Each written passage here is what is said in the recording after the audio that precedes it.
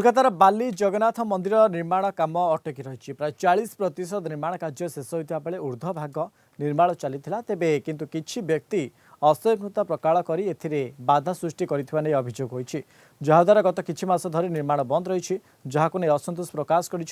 जगन्नाथ प्रेमी ठाकुर 10/12/2010 रु आसी एठी उपस्थित अच्छा ठाकुर निजे आसी एठी प्रतिष्ठित होती से दिन ठारू आमर एठी समस्त आदिवासी माध्यम समस्त सहयोगितार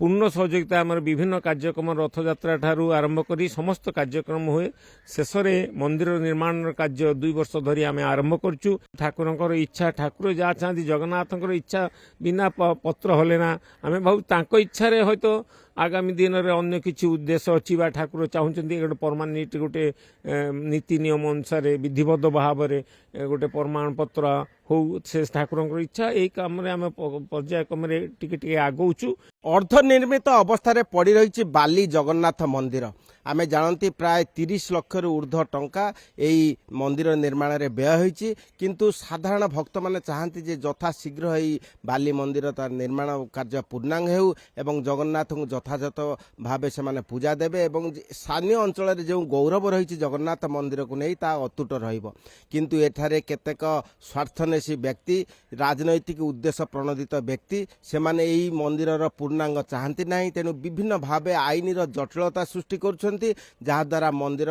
वर्तमान निर्माण कार्य संपूर्ण हो पारना किंतु मुख्य उद्योक्ता माने कहती जे जगन्नाथ इच्छा जगन्नाथ इच्छा हेले निश्चिंत यार ये